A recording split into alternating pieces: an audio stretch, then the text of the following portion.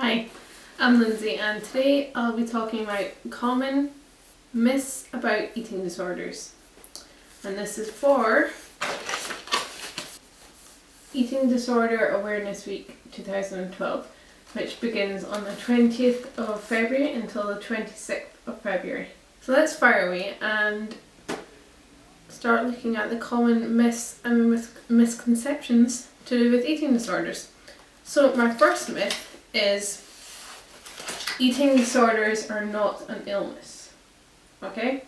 So, well, first of all, that's not true. Eating disorders are an illness. Eating disorders are considered to have a biological basis and can often be found in conjunction with other mental illnesses such as depression, anxiety, obsessive compulsive disorder.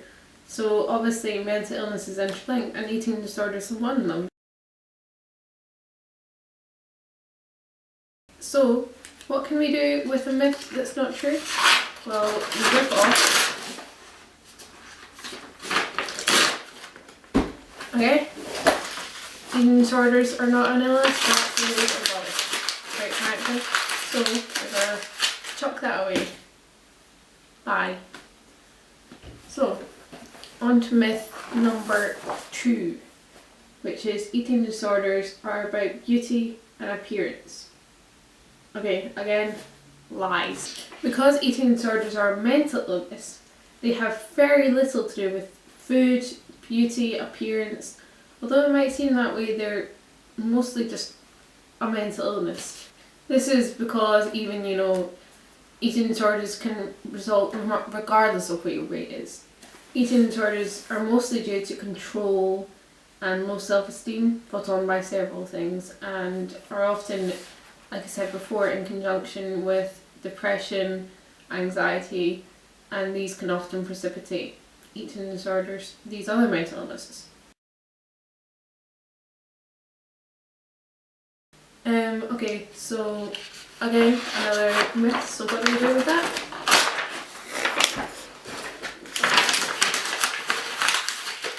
So, eating disorders are to do with beauty and appearance? No, they're not to do with beauty and appearance. So, okay, myth number 3. A person with anorexia never eats at all. Now, I can understand this because, people have this black-white thinking that anorexics, they either are recovering and eat a normal amount or they eat nothing at all. But this just isn't true. There's no black and white to anorexia. There's so many areas of grey. Most anorexics do eat, and from my experience, I have been suffering from anorexia for 4 years, and there's been very few times when I haven't eaten anything.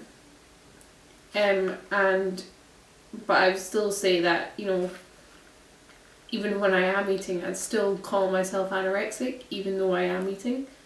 And when I'm not eating, it's the exact same thing. I'm still anorexic, it's still the same thing.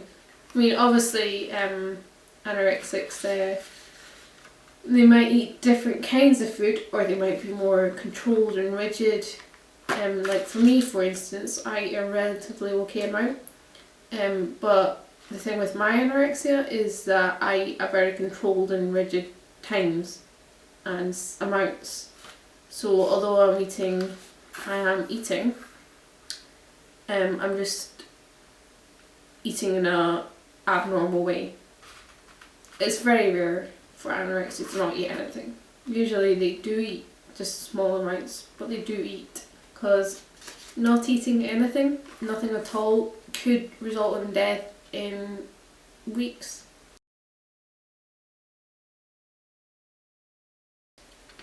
So yeah.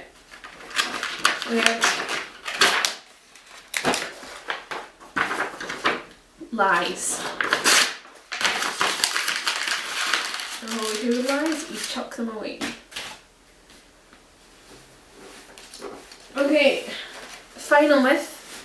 Okay, just to sum up, this is not a definitive list. These are just my opinion of the most important myths to address. Okay, so achieving a normal weight means that anorexia is cured. Well, again, I don't want to just be talking about me all the time, but I'm not emaciated. I'm still underweight, but I'm not emaciated. But I'm still anorexic. Again, we're going back to this whole, it's a mental illness, it's not a physical illness. So it's got a mental illness by definition. It's almost independent of your weight.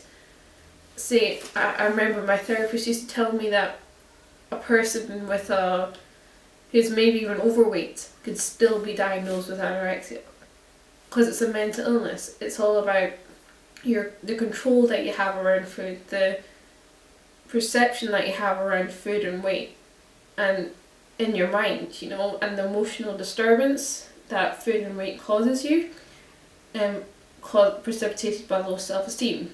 So again, if you see someone with a normal weight, that does not mean they're not anorexic. And the same goes for someone's really underweight. That doesn't mean they're anorexic either. That could be a whole host of things, as you know. To be defined as cured from anorexia, you have to be mentally healthy. You have to be mentally stable and happy with yourself, and happy with your intake, and happy with your body. If an anorexic is dangerously underweight, then gaining weight and becoming healthier physically can also help the mental health, because physical health and your glucose intake, you need that for your brain to be able to function to its optimal. So like for me, I was in hospital, and basically they wouldn't, because my weight wasn't good, they wouldn't treat me with psychotherapy or a psychologist or anything like that, because I was too underweight. So, and when you're really underweight, you can't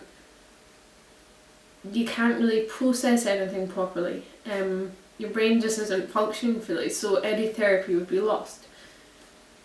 So once you're a healthier weight, your brain can function better, and then you can start to tackle the anorexia. So in a way, weight can help in curing anorexia, but like I said, you can be a really normal weight and still have anorexia. Eating disorders are complex. They're a mental illness with a few physical manifestations.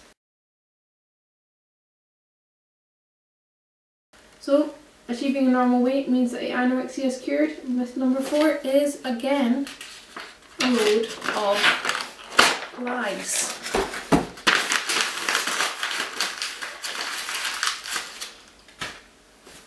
So that's me address 4 of the common misconceptions and myths that I believe are important to address. And yeah, that only leaves me to say thanks for watching, and remember, Eating Disorder Awareness Week, 20th to 26th of February, so we're going to try and get hashtag EDAW, Eating Disorder Awareness Week, trending on Twitter. So this is how you can help out, guys. That would really help raise awareness. And also, side note, there's one company that's really important to me, and it's called Beat. And it's the UK's leading eating disorder charity, for which I'm a young ambassador. So I'll leave the descriptions in the down bar, so you can go and check it out. Maybe even donate if you want to. I'm not forcing you. And yeah, also you can just find out more information and get support if you are suffering from eating disorder. They're just really good website to go to. Really recommend them. Great. Thanks for watching. The aftermath. Now, the only positive thing to do with all these myths is we're going to recycle them, because that is the only positive thing that can come from these myths. So, bye. That's them in the bin, gone forever.